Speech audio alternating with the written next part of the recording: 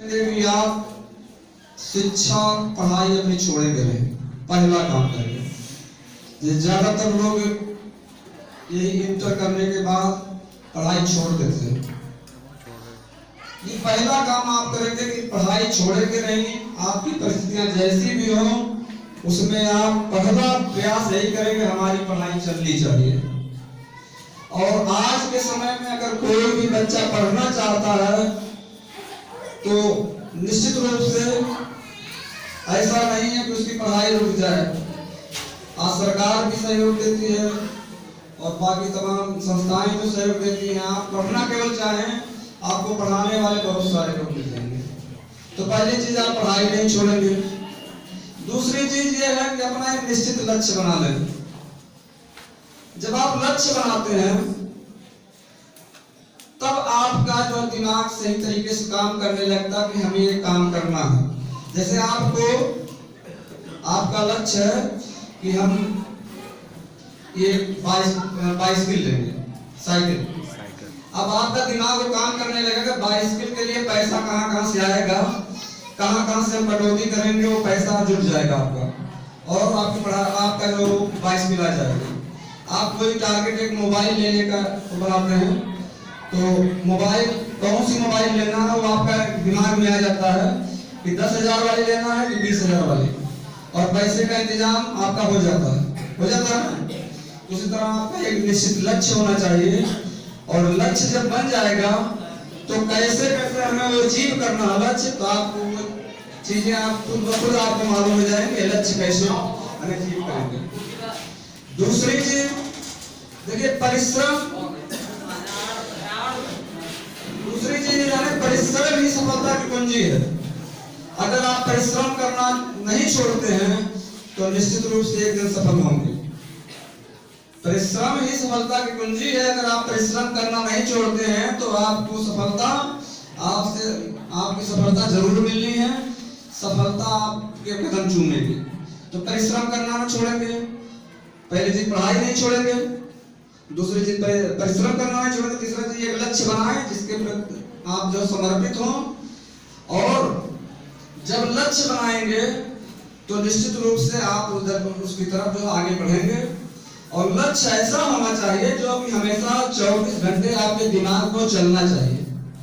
आपको अगर सो रहे हैं तो सोते समय भी वो चीज आनी चाहिए और जाग रहे हैं तो जागते समय भी पहली चीज आनी चाहिए कि हमारा लक्ष्य है। तो और चौथी चीज आपको ये बड़ों का सम्मान करना सीखें। चाहे वो आपके घर के माँ बाप हो या आपके गुरु हो या कोई अदर पर्सन हो, जो बड़े हो उनका सम्मान करना सीखें। अगर बड़ों का सम्मान आप करेंगे तो उनका जो आशीर्वाद है आपके लिए जो है बहुत ही मूल्यवान है। एक चीज जान लें और हमेशा बड़ों से विनम्रता का व्यवहार रखें, ये ध्यान रखें। तीसरी चीज चौथी पचई जो भी है उसके बाद जो है आप जब एक जगह फोकस रखें, अपनी ऊर्जा केंद्रित रखें। जैसे कुछ लोग होता है जो कि दिन भर फालतू के काम करते रहते हैं और वास्तव में शाम को थके हारे घर पर आते हैं और पता नहीं चलता कि क्या हमने किया, वो खुद नहीं जानते हमने क्या किया। तो अगर आप एक निश्चित लक्ष्य के लिए, आप अपने उद्देश्य के लिए वो काम कर अपनी ऊर्जा व्यय कर रहे हैं तो निश्चित रूप से जान लें कि आपका जो उद्देश्य है वो पूरा होगा। तो मैं आपको इन्हीं कुछ चीजों के बारे में आपको बता रहा हूं जो कि आप अगर इसका जो है सही तरीके से आप इस पर अमल करेंगे तो निश्चित रूप से जीवन में सफल होंगे। पहली चीज जो टारगेट को अपने छोटे छोटे टुकड़ों में बांट लें। जो आपका लक्ष्य है उसको छोटे टुकड़ों में, जैसे आपको अगर जो आईएएस बनना है तो पहली चीज तो हमें पहले इंटर पास होना जरूरी है। ये नहीं कि हम पहले आईएएस बनेंगे तब इंटर पास होंगे। हमारा पहला लक्ष्य इंटर पास होंगे। अब इंटर के लिए हम लक्ष्य बना सकते हैं कि हमारा मार्क पहली चीज 90% आए। अब एक लक्ष्य यहाँ हो सकता है। अब 90% लक्ष्य जब बन गया आपका तो हमारे लिए एक लक्ष्य बनता है कम से कम हम 12 घंटे पढ़ेंगे। एक लक्ष्य हो गया छोटे टुकड़े में। अब 12 घंटे हम अगर कंटिन्यू कर रहे हैं, अगर हम 90 नहीं पाए तो 35 पा जाएंगे नहीं।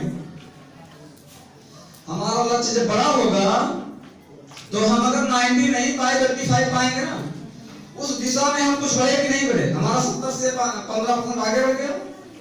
ये हमारा मतलब हमने जो टारगेट रखना है वो बड़ा रखना है, और बड़ा टारगेट रखने के दौरान अगर उस टारगेट को हमने नहीं पाया, अचीव किया, तो हम उसके बहुत नजदीक तो पहुंच ही जाते हैं, समझ ना? तो ऐसा लक्ष्य बनाए, हमेशा बड़ा लक्ष्य बनाए और उसके लिए पूरा जी जान लगा दें, तो निश्चित रूप से आपको सफलता मिलनी है।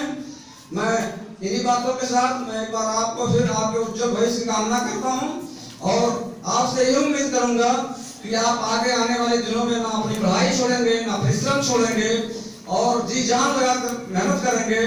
एक गुरु का, एक पिता जो है, एक माता जो होता है, जब उसके बच्चे जब आगे बढ़ते हैं, किसी मुकाम पर पहुंचते हैं, तो उन्हें बड़ी खुशी होती है। हम एक गुरु के रूप में देखते हैं कि हमारे एक स्टूडेंट कोई पढ़ाया हुआ किसी अच्छे पद पर है, तो हमें खुशी होती है, हर एक गुरु को खुशी होती है। इसमें जितने भी लोग बैठे हुए हैं, जो आपको चाहे प्राइमरी में पढ़ाए हो या फिर इंटर में पढ़ाए हो, उनको सबसे बड़ा खुशी तब होती है जब उनका कोई एक शिष्य जो है कहीं जाकर जो है कोई किसी अच्छे मकाम पर पहुंचता है।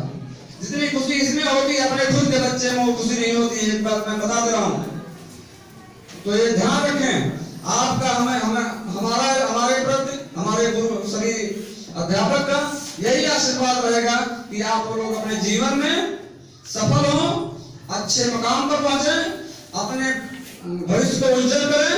इन्हीं बातों के साथ मैं आपको जो है ढेर सारी शुभकामनाएं देता हूँ। जय हिंद, जय भारत।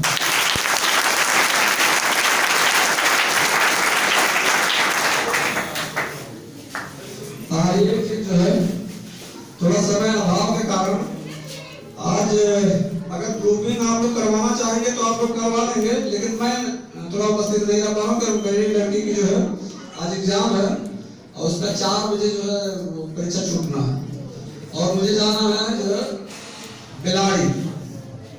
तो या तो आप लोग 7 तारीख को ग्रुपिंग करवा देंगे, उस दिन साथ, हाँ एक जिम्मेदारी आप लोगों को सौंप रहा हूँ।